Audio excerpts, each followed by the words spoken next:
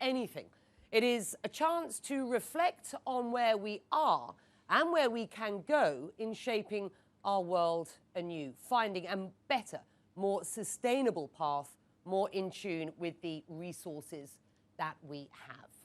Well, later this year, the world will gather for the critical COP26 summit. The message ahead of that, the time to seize the moment on a new climate economy, is now. And there are few who are doing more to seize that moment than my two distinguished guests tonight. I am delighted to be joined by Kristalina, who is Managing Director of the International Monetary Fund, which is putting to use the more than $1 trillion at its disposal to help drive a more climate-oriented agenda. Kristalina, you are in DC this evening. Thank you for joining us. And John Kerry, the US Special Envoy for Climate, is in New Delhi this hour. Ahead of his trip to India, John Kerry attended the Regional Climate Dialogue convened here in Abu Dhabi over the weekend. And the geostrategic significance of what was achieved while he was here deserves mention at this point. One of the world's biggest oil-producing regions came together with the world's largest economy, the US, which is returning to the climate fold, to chart a new course for clean economic development based on concrete opportunities and opportunism rather than hope and fear. Food for thought as we begin our discussion tonight. So I thank you both for joining us, and I trust that you are both well. Should anyone need reminding of the urgency of this issue, let me just share a very short clip of some of the extensive work being done by my colleagues at CNN around the world on the fight that we face. As humanity, we are facing a crossroads. We're losing species so rapidly. I think the situation is becoming urgent. It's only from the air that you really get a sense of the scale and the enormity of this ice sheet. The dramatic breakup of this iceberg would be a hugely violent event.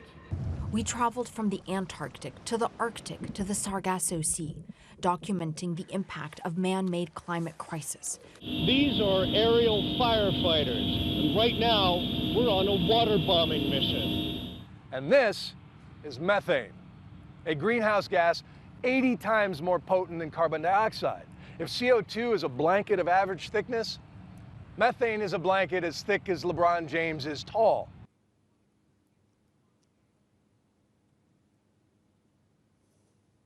Lest we forget the climate war that we face. Kristalina, the IMF has in the past been accused of dragging its feet on action to mitigate the risks posed by climate change to its members. So what is the fund's position now? Your clips tell the story. Climate change is a growing risk to macroeconomic stability and to financial stability. But also with the same token, climate action, investment in clean technologies and in climate resilience generate green growth and green jobs. This is what the IMF is all about: stability, employment, growth. And this is why climate is now in the DNA of our institution, at the heart of our work. As we engage in policy discussions with our members, we look at how they can have more successful mitigation and adaptation strategies. As we look at financial stability, we measure climate-related financial stability risks. And we act on data because good data make good policy. I am so proud to be the head of the IMF at this particular time. Fantastic. All right, we're going to drill down on some of what you have just suggested the IMF is in a position to help with and act on in order to mitigate these physical and policy-based risks that the members face. John Kerry, in the wake of this pandemic, COVID-19, the shift to a new climate economy, you say, presents huge opportunities, not least for jobs and growth. Two things that are in short supply, as it were, as we consider the future post-COVID. Look, economies are bouncing back, but there has been a rip in these economies. Explain how you genuinely believe the climate economy provides opportunities for jobs and growth. Well, thank you, Becky. I'm glad to be here, and I'm glad to be here with Kristalina. It's pretty basic economics. The fact is that there is incredible job opportunity, the creation of new jobs, in the investments that need to be made in order to deal with the climate crisis. Let me give you an example. The Bureau of Labor Statistics of the United States says there are 3 jobs that will grow more than 50% over the next year. Number 1 is wind turbine technician. Number 2 is nurse practitioner, and we know why that's happening. And number 3 is solar panel installer. It's happening now. The market is already moving. It's moving away from coal. It's moving to renewables, to alternative, sustainable energy. And many, many people are chasing new products and new technologies, whether it's green hydrogen, blue hydrogen, or whether it's alternative fuels beyond that, whether it is battery storage, which is going to change the game completely in terms of deployment of new energy. There are just so many different possibilities for addressing this challenge. In America, President Biden has put a $2 trillion proposal on the table that will result in 500,000 charging stations for electric vehicles being built in the country. It's going to result in thousands of buses, school buses, being transformed into electric vehicles. He has set a target that by 2035, the United States will produce all of its power carbon-free. All of these things will generate actions in the private sector. And you'll notice the largest financial institutions in the world, asset managers, banks, are not only being driven in their decisions by ESG, environment, social, and governance, but they are also being driven by climate itself. And literally trillions of dollars is going to be invested in this new sector to avoid sheer catastrophe. We're way behind. Anybody who has followed this issue knows the world is way behind. And I heard the words existential challenge earlier tonight. If it is an existential challenge, and I believe for many people it is, we are not behaving that way as a world. So we've got to pull our act together. We need concessionary finance as well as normal commercial investment finance. We're going to work very hard. I'm here in India now. I met with Prime Minister Modi today. We agreed that the United States and India will work. President Biden hosting a summit in short order. That summit will bring leaders together to raise ambition on a global basis. And we believe very, very deeply that this is going to be the biggest economic transformation since the Industrial Revolution. Let's have a look at just what is going on the ground. I understand and hear what you're saying, John. You were around at the for the Paris agreements in 2015. And let's just remember, these highlighted an important reality in this fight, which is that those around the negotiating table will and often do and potentially will still put their national interests first. The US and EU, both long-term emitters, pushing China and India where you are, to emerging economies to agree to more aggressive emissions cuts by 2030. Both those countries unwilling at this point, it seems, to come good on those commitments. Let me just get some reporting from our CNN reporters on the ground. Stand by.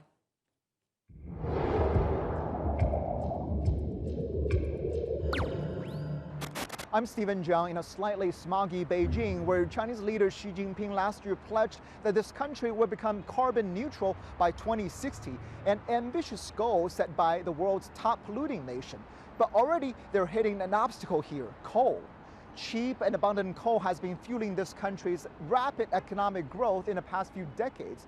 Between 2015 and 2019, China reportedly added 360 new coal-fired power plants, and this trend appears to continue despite a talk of a post-COVID-19 green recovery that promotes renewable energy use.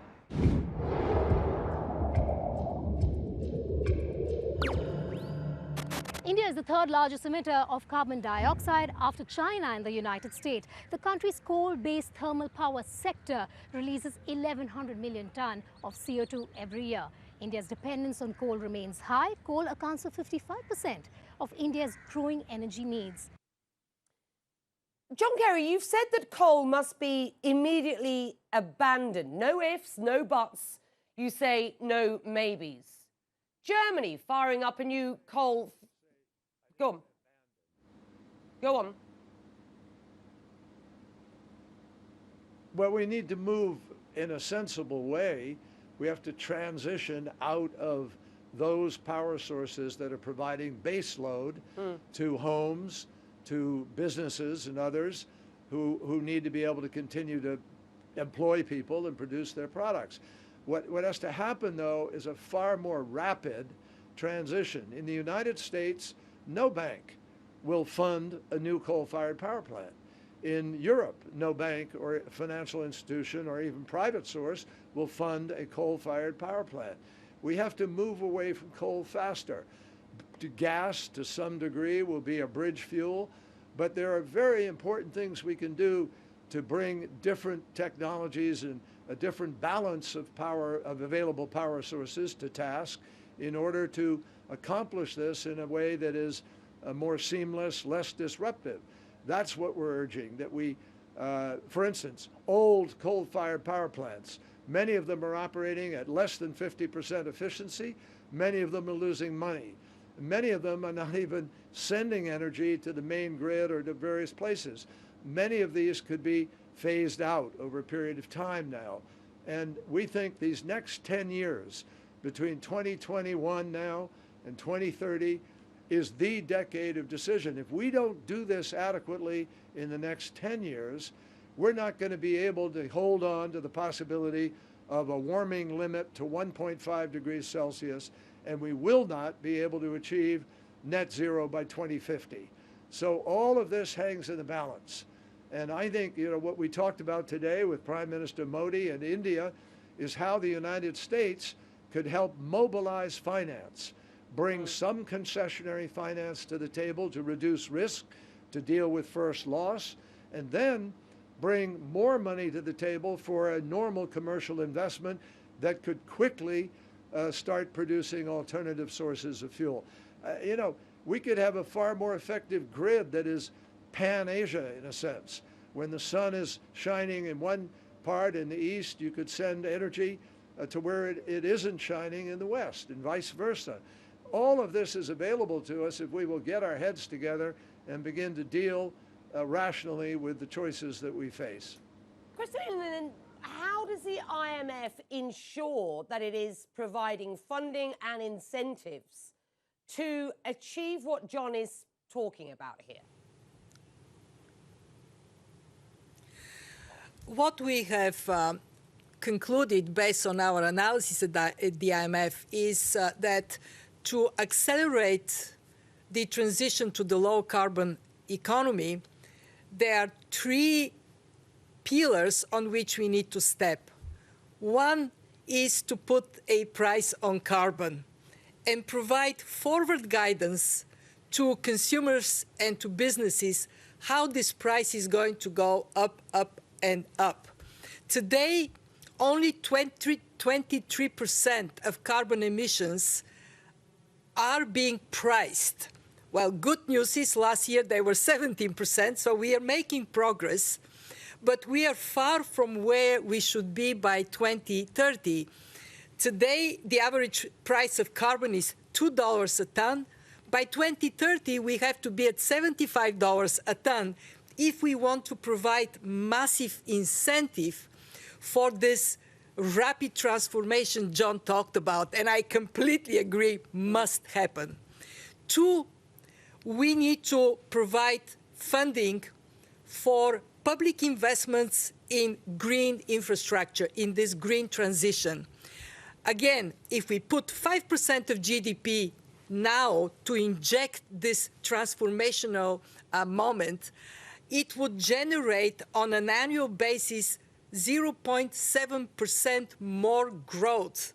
In other words, over 15 years, more than multiple times it would pay for itself.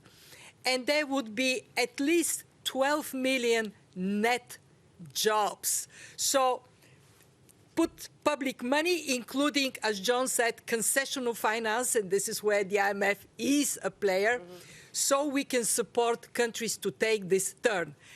But there is a third pillar, and it is hugely important, and it is to buffer the impact on those that are currently employed in the high-carbon economy, the miners, so they can have a just transition. They can have new job opportunities, be reskilled, that society as a whole acts in a determined manner. So if we raise revenues from carbon pricing, we have to turn these revenues to buffer the impact, to soften the pressure that would come on those businesses that need to walk out of this high carbon path. It is doable. And not only that, it must be done. John Kerry, data from the Bank of America shows that China outspent the US by 2 to 1 on energy transition-related investments between 2010 and 2020. While China is still the largest emitter of CO2 in the world, will a country like China, or China itself, that invest early and invest big on green technologies find themselves with increased geopolitical power in the decades to come, to your mind?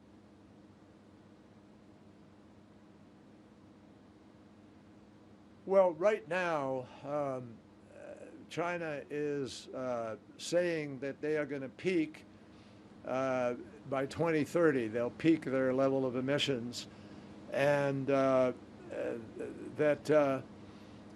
it's possible they may be able to reach that earlier, maybe by 2025. The problem is that the current curve shows China peaking and then basically plateauing, not coming down sufficiently. And what I said earlier is that if we collectively, but in the case of China, which is 30% of all the emissions on the planet, if we don't see a reduction between 2020 and 2030, we lose the capacity to hold on to 1.5 degrees. We lose the capacity to hit 2050 net zero. And I don't think anybody wants to carry that weight or see that happen. So we have to, all of us, do this at the same time. The tragedy, I mean, Mother Earth doesn't measure which country is putting it up there, nor does Mother Earth measure when somebody began to develop. What we get is a collective amount of the emissions that are in the atmosphere. That's what creates the damage. So we need each other. Every nation must work together on this. If the United States went to zero tomorrow, it wouldn't make the kind of difference we need, because we all have to reduce at the same time. That's the struggle here. Now, China obviously has a need to continue to grow and continue to develop. We want that to happen. We're not begrudging that, but what we want to do is work with China and other countries to make sure that development is different, that it doesn't buy into the mistakes that we made, that we put in the new technologies, that we work together to develop hydrogen fuel, to develop biofuel, to change aircraft fuels, to begin to work on industry, steel, cement, concrete, aluminum, very highly intensive. And we all need to do a better job, the United States and other countries, in reducing what industry is pouring into the atmosphere. So, the only choices we have are to reduce where the emissions are. They are in transportation, about 27% or so. They're in power production. That's another about 27%. Then you have somewhere around 20 to 19% in industry. And then you have a certain amount in agriculture, and obviously buildings, commercial and residential. Those are the main providers. So we have to go to each of those areas and work at reducing emissions on an accelerated basis. And we're the #2 emitter in the world. We need to do a better job of reducing more. President Biden is stepping up to do that. He's hosting this summit. He rejoined Paris. He's put together a $2 trillion infrastructure piece of legislation.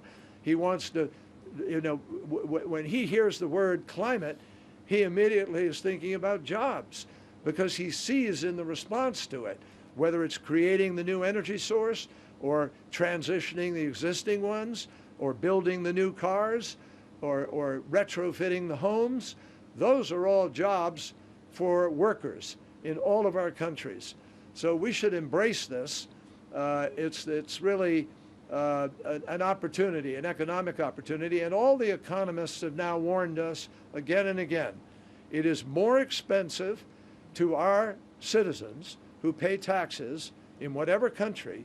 It's more expensive not to respond now than it is to respond.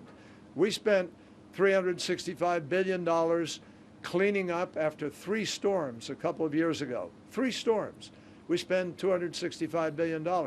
But we haven't put together $100 billion for the Green Climate Fund that would provide resilience and adaptation and prevent some of that damage from being done. So we're just not making the right choices, Becky. And that's what we've got to turn around, and that's why President Biden is hosting this summit on the 22nd of April. Yeah. 22nd of April at the White House.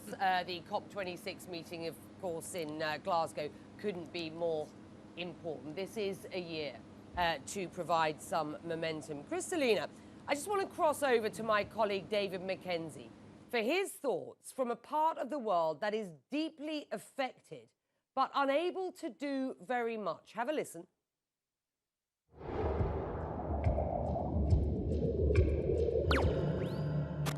I'm David Mackenzie in northeast Namibia. This is known as a climate hotspot. As temperatures around the globe rise, the temperatures here will rise even faster. And by 2015, say climate scientists, if there aren't aggressive mitigation measures, the people here will just lose their way of life. They won't be able to grow their crops or raise their cattle because it will be too hot and the water will be too little. The impact of greenhouse gases has mostly come from the global north, but much of the brunt of climate change will be felt here in the global south. Kristalina, should countries that stand to lose the most from climate change, and I'm thinking of island states which will be obliterated by rising sea levels, those vulnerable to hurricanes like Cuba and indeed the forest fires that we've seen in many parts of the US, and then countries like Namibia, where David was, which become so hot and dry they could become unlivable. Should they be given a bigger role in shaping climate policies, setting the international agenda, and what role for the IMF here? It is hugely important that we recognize dealing with the climate crisis means emissions down, but also adapting. We need to walk and chew gum at the same time. And unfortunately, you're so right. Many countries that have done very little to nothing to create this problem are suffering the consequences. This is why it is paramount for the wealthy world to deliver on the promise of $100 billion a year between now and 2030 to help the developing world accelerate the transition to low carbon, but also adapt. And for us at the IMF, what it means is that we look at in ways at which we can help these countries. And in fact, our preoccupation is with adaptation strategies. What can be done for countries to have the financial buffers so when they're hit by shock, they can act, and to have the means to invest in resilience. Luckily, many of these investments in adaptation they're great investments also for the economy, whether it is reforestation or mangroves restoration or dealing with land degradation. They create locally jobs and opportunities, and they help locally. They also help the world to be in better shape in the face of this crisis. We are looking at the IMF in ways in which we can also direct programs that we have with especially vulnerable countries to help them step up through good policies, but also through the fiscal space to make the right investments. And Becky, if there is one thing I worry about in this pandemic, we are coming out of it with multi-speed recoveries. Wealthier countries are having better access to vaccines, more financial capacity to help their people and their businesses. They are coming out of the crisis faster. And it is the poorer countries that are struggling with vaccinations and with actions. So very important that we don't allow another divergence in the future in which the richer world accelerates the transition to the new climate economy and the poorer world is left behind. All hands on deck, and international financial institutions have a huge role to play directly through our financing and indirectly by advocating for support for those that are most vulnerable. The head of the IMF and a member of the US administration, you both believe, I know, in the power of capital markets and the need for buy-in from private industry, from the private sector when it comes to this climate war. Once again, just stand by. I have just a short report from my colleague here, John Defteris, which speaks to this very point.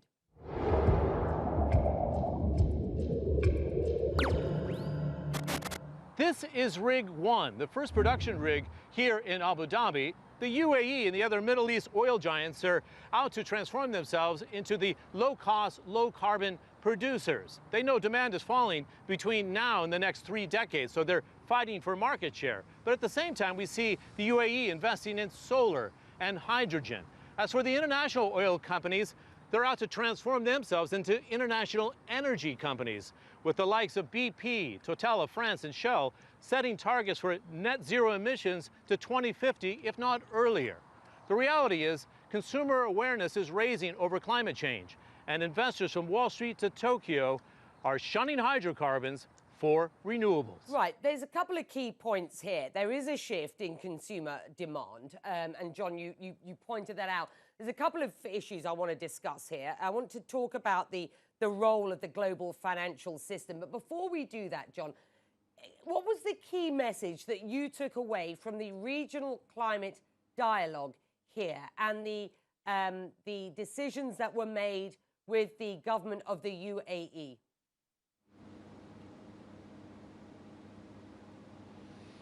Well, I think the key was what struck me is they committed to help make Glasgow a success. They urged further reductions in the emissions, and they accepted the responsibility of helping with the transition. Now, yes, they're going to continue, obviously, for a period of time, particularly with gas, because gas is going to be the bridge, part of the bridge that I talked about. But they understand that this is a change that is coming, and they need to diversify their economies. The leadership of the UAE, I think, among all the nations in that region, have been singularly understanding of the need for this shift, and have, for a number of years now, long before this became the hot topic it is right now, they've already been engaged in some of that diversification and investment in alternative renewable. Now, much more. And they're saying, with regard to where I am now here in India, they want to be engaged in this effort to help accelerate India's transition. They believe it's a good investment. And they think that there's an opportunity to be helpful in trying to find some of the concessionary money that can help in that transition. But my sense is lots of people are now beginning to really look hard at hydrogen, and they're really trying to figure that out because it's plentiful. And if you can work out the electrolysis process so you can produce it with less energy intensity, that could really be a major fuel of the future. So there is a race on now, and it's a welcome race. It's something we need. We need a race to 2030. We need to understand this decade as the critical decade of decision. And what came out of the talks in Abu Dhabi, in my mind, was the unity of these countries in talking about the ways their country is today being affected by climate. Kristalina, the global financial system continues to be unaligned, let's be quite frank, with climate objectives. What is the role of the global financial system in tackling climate change? First and foremost, we have to make the invisible visible. The transition risks that banks are carrying because they're invested in high carbon activities that over time are going to be phased out, and the physical risks, investments in highly vulnerable coastal areas or in agriculture that could be affected by floods or by droughts. So our job at the IMF is to work on standardized reporting of these risks. Together with the central banks, we are looking into putting forward those risks to financial stability and then stress testing the financial system for how well it is handling those risks. And this is coming. We just had a discussion at the G20 Ministers of Finance and Central Banks governors meeting. That was one of the clear messages that progress has to be made. When we looked at the financial system from the IMF to see how much these risks have been reflected in equity valuations, we found out not enough.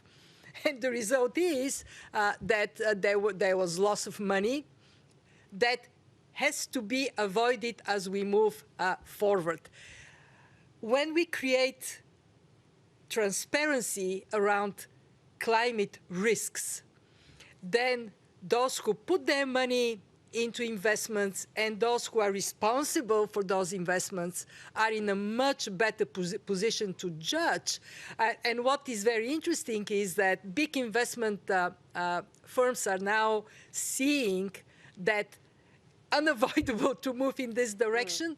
25 trillion of money, those that manage it, put a clear marker by saying we want to see these risks because we are worried we are not prepared for them.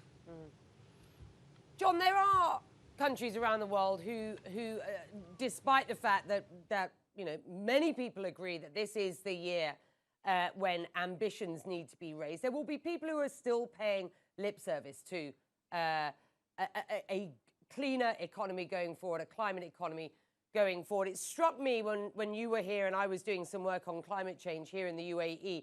I was talking to some analysts locally who've been crunching some numbers about just what sort of an economic opportunity a cleaner, greener economy would provide for the economy of the UAE. This is a $500 billion economy, and these are early estimates. But if the estimates are right, as the numbers are crunched, the opportunities afforded by a cleaner economy could be to the tune of something like $100 billion annualized on revenues going forward. I mean, that is a huge number. And that includes the sort of jobs and opportunities that exist in innovation and technology. Now, both of those are playing a key role in the energy transition. I'm thinking in no small part of AI and its role in a decentralized, distributive energy system. What can governments do, John? And I'll come to you, Kristalina, on this as well. But what can governments do to encourage the private sector to innovate and provide solutions and at the same time boost adaptation?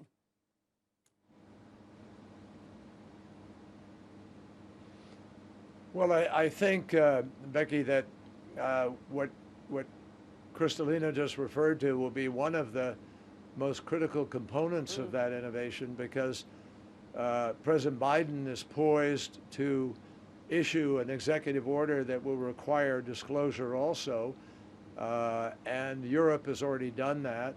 Kristalina just talked about it. It's going to change allocation of capital. Suddenly, people are going to be making evaluations considering long-term risk to the investment based on the climate crisis. And that will encourage new investment, as well as laws in the countries. Countries may put in tax incentives, for instance, on electric vehicle purchase, or they may help folks with less income to be able to buy those vehicles by providing cash for clunkers or credits. I mean, there are a lot of things that are going to suddenly shift that will move capital in the direction of solving these problems.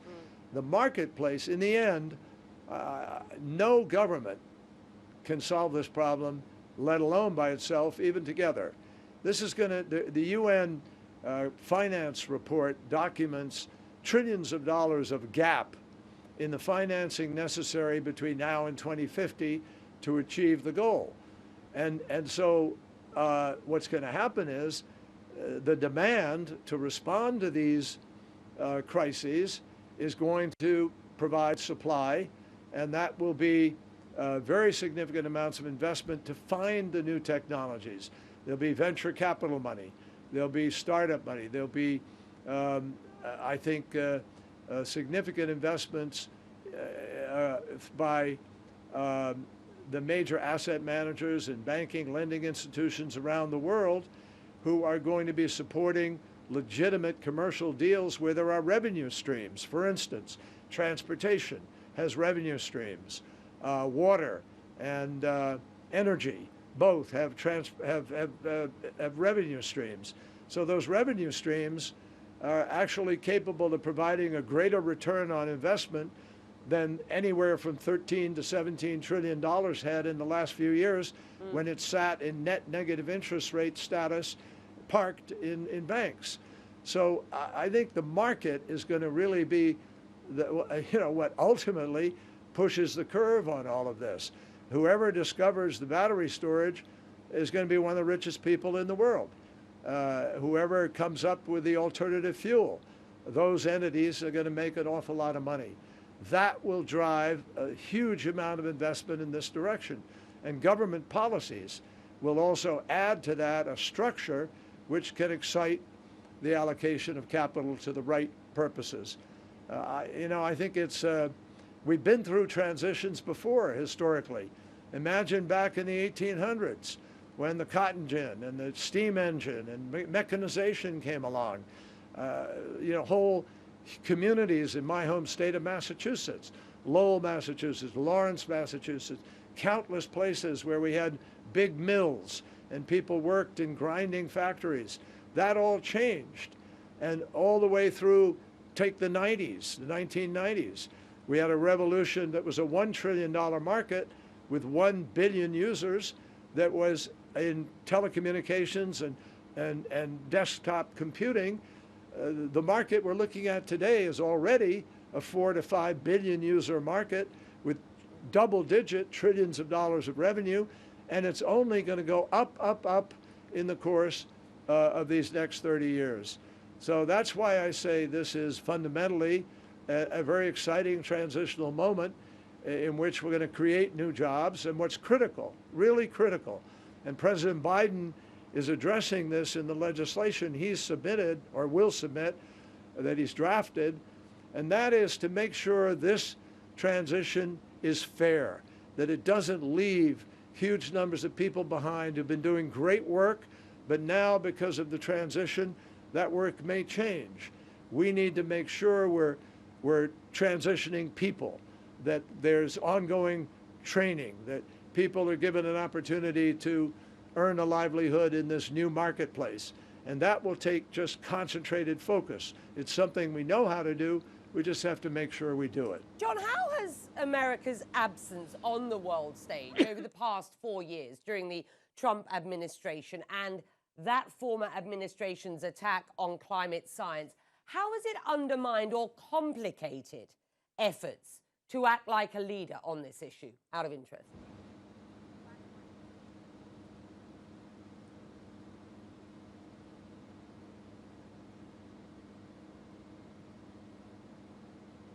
John Kerry, I'm not sure if you can hear me. Let me ask you that question again, and I will come to you, Kristalina, because I know America's absence from taking a lead position on this has affected the work that the IMF has done over the past 4 years. But John, just to ask you again, America's absence on the world stage, how has it undermined or complicated your efforts to act as a leader? Well, let me give you an example of what happened. Right after Paris, where we knew what we were doing was really sending a signal to the marketplace, that signal was heard. And in the first 2 years after the Paris Agreement, about I think it was about 350 billion, 60 billion went immediately into alternative renewable energy sector investment. About 500 or something went in the next year. Then it stopped. Why did it stop? It stopped because President Trump decided to pull out of the agreement. The only leader of any country of the 196 that joined the agreement, the only person in the world to pull out of the agreement, which our country wrote for itself, no one imposed a burden on us, was President Trump. Trump pulled out. When that happened, our credibility was damaged, but more critical than our credibility at that moment, the momentum stopped. Reluctant countries that had been really cajoled and worked very hard with to come to the table say, okay, U.S. is out, they're not really serious, nobody's really serious, we don't have to do what we're going to do. So we've lost a period of time. Thankfully, thanks to governors in many of the states of our country, Republican and Democrat alike, they continued to stay in the Paris Agreement. And mayors, more than 1,000 mayors in America, stayed in the Paris Agreement. So we're not as far off it as we could be. Now we have to earn back our credibility. And I think we will earn it back working with other nations. The President's Summit will be very important to that. His rejoining of the Paris Agreement immediately was very important. And I think the most important message to take from this is, in the future, people are worried. What happens if another person came along who did what Trump did? And can we count on America? And the answer to that is, because of the amount of money now going from the private sector into this new energy market, because of the size of this market, because of the imperative of what is happening on the planet, I don't think any single politician could undo the momentum that will be built and is being built over the course of these next months and years. The economic forces will be so powerful moving in this direction. No demagogue, no individual whim and fancy president could possibly undo what I think is going to unfold over these next years. Fascinating. Kristalina, many debt-laden nations struggling to cope with both COVID and climate crisis, the twin crises, as it were, and they have little funds left to make the policy changes required by the Paris Agreement, let alone those more ambitious targets that might be set in Glasgow in November. You have said that the IMF will offer help to countries hardest hit by climate crisis and those seeking to fulfill the Paris Agreement. In what form? Just drill down for me, if you will, on the granular detail here. We have already started offering a helping hand, especially to countries devastated by natural disasters. And we have integrated in programs measures that help countries to be in a better position when a disaster hits next. We are in a discussion with our membership on issuing a new allocation of the reserve asset of the IMF. It is called special drawing rights. $650 billion will be provided at no cost to any country to lift up reserves, opening up space for countries to take the necessary measures to deal with the pandemic and its impact, but also to take on the investments necessary for transformation of their economies, for digitalization, for investing in people, and for investing in a low-carbon, climate-resilient future. As we move forward, we are discussing with our membership how we can make this link between the right policies, because this is where governments play the biggest role. Nobody can substitute for them. When they have them on the books, then private sector acts accordingly, and also providing support in financial terms for countries to be able to take action in a timely manner. I want to add one point to what John said about the one-way street on which we are, and it is towards this transition. There will be so little space to take off from this street because Mother Nature is on our side, and the evidence it builds of the urgency to act is so very evident, so very, very vivid. Just to give you one example, over the last 6 months, 10 million people were displaced by floods and other forms of natural disasters. Fast forward, in a world where inevitably there would be more climate migration, there will be more poverty driven by climate disasters, the necessity to act and act in a collaborative manner would become so much more pressing. We have a chance to take advantage of a transformation for growth and for jobs, but we also are under tremendous pressure to prevent a future that would be bleak for those we love the most, our children, and in my case, my grandchildren. Kristalina, just before I get your final thoughts, because we are running out of time, what is the IMF doing? What's its mechanism to assess the success or failure of governments' members' policies on climate? The IMF, for 75 years, has been the institution holding a hand on the pulse of national economies and the world economy. Every year we engage with each and every one of our 190 members to look at what are their policies, what they can do better, what they should stop doing. We are now integrating in this policy dialogue mitigation and adaptation, of course, putting more attention to mitigation in countries that are high emitters, more attention to adaptation in highly vulnerable countries. So when we scan the well-being of countries, in this scan, climate now will be present.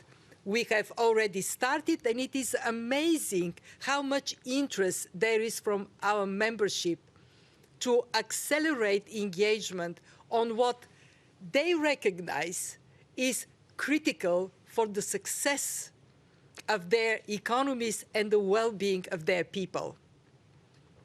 I'm going to wind things up slowly here. Before I do, I just want to get a short clip from Bill Weir, who's CNN's chief climate correspondent.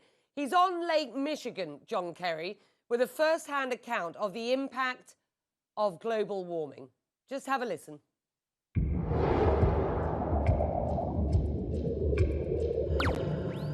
According to scientists at NOAA, winter is disappearing from the deep waters of Lake Michigan. We're seeing in the Great Lakes record high temperatures in summer, record low ice cover in the winter, and that is wreaking havoc on an ecosystem that took millions of years to evolve and supports a $9 billion fishing industry. So for the 30 million people who depend on the Great Lakes, how should they think about the threats to fresh water?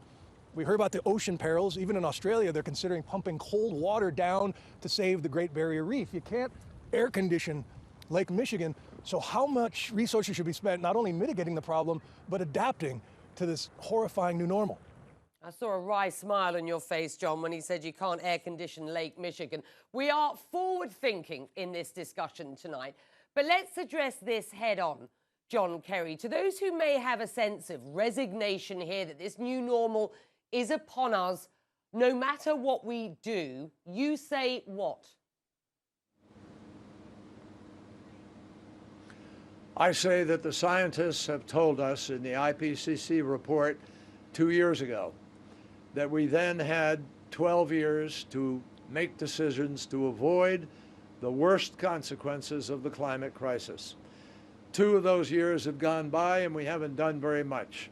So we now have about 9 years, actually, the way it works, 9 years, and give or take. I mean, that's not absolutely precise, but it's a framework within which responsible public people ought to be making key decisions. We have about 9 years, and we need to start implementing right now. This last year saw the hottest day recorded in human history, the hottest week recorded in human history, the hottest month, the hottest year. It's part of the hottest decade in human history. And the decade preceding it is the second hottest in human history. And the decade preceding that is the third hottest. Does somebody not get that? I mean, the message is pretty clear. The science is telling us it's happening. The evidence is telling us it's happening. The damage, the fires, the mudslides, the floods, the farms that are bankrupted, the heat waves, Antarctic that was 70 degrees last February, 70 degrees Fahrenheit, the ice on Greenland melting now at a rate 10 times faster than it was before. I mean, we need to act. We can avoid the worst consequences. We will not avoid all the consequences. We're already paying billions out of the pockets of our taxpayers simply to clean up the mess. We need to now mitigate, get ahead of the curve, pay for some adaptation, whatever makes sense in terms of what will really be durable, and pay for resilience.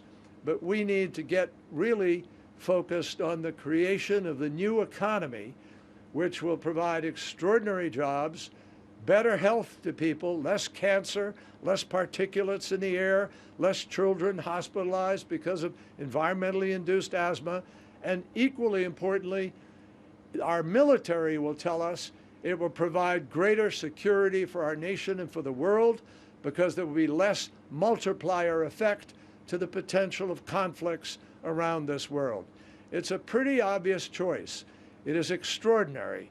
Only in the United States of America are there people in public life who still deny this evidence. So we need to get about the business of common sense and put the pieces together for this new economy and for the future for our children, our grandchildren, and generations to come. And Kristalina, just finally, and we've got about a minute left, to those who have seen your upgraded growth forecasts for the global economy in 2021 and beyond and say, you know what? People might have been frightened last year about where we were going. People might have been reflecting on a greener economy. But when you see the sort of bounce back that your forecasts suggest, why change anything? You say what?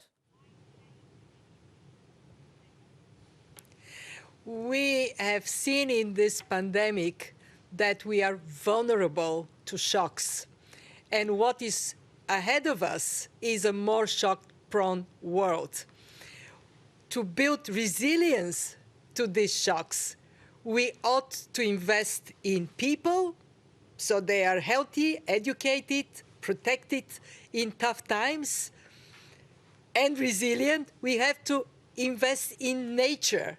So nature is resilient, and of course we have to continue to invest in the resilience of our economy. I think that the pandemic has put a earring on our ear, and it is, don't joke with nature. It also told us we are in this together. We have to work together to get to a more resilient world. Well, to both of you, we have run out of time. We could go on and on. This has been absolutely fascinating. John Kerry in India tonight, thank you very much indeed for joining us. And Kristalina Georgieva in DC, good luck with the virtual meetings this week. It's been an absolute pleasure having you both on. And to all of the viewers out there, I do encourage you to check out the IMF's new Climate Change Indicators Dashboard, which is available on their website, with a look at the hard data and what is being done by countries and what more there is to do. Kristalina, you were talking about much of that during this discussion. I'm Becky Anderson, live from CNN's regional headquarters in Abu Dhabi, and I leave you with a reminder of the importance of what we have been discussing. As humanity, we are facing a We're losing species so rapidly. The situation is becoming urgent. It's only from the air that you really get a sense of the scale and the enormity of this ice sheet. The dramatic breakup of this iceberg would be a hugely violent event. We traveled from the Antarctic to the Arctic to the Sargasso Sea, documenting the impact of man-made climate crisis. These are aerial firefighters, and right now we're on a water bombing mission. And this is methane, a greenhouse gas 80 times more potent than carbon dioxide. If CO2 is a blanket of average thickness, methane is a blanket as thick as LeBron James is tall.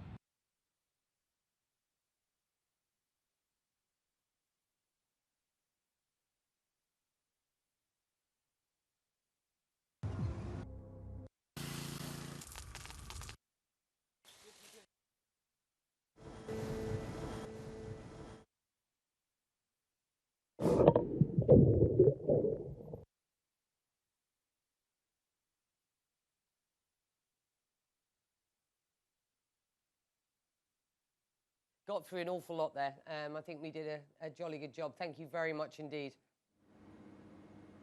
Thank you very, very much indeed. Kristalina's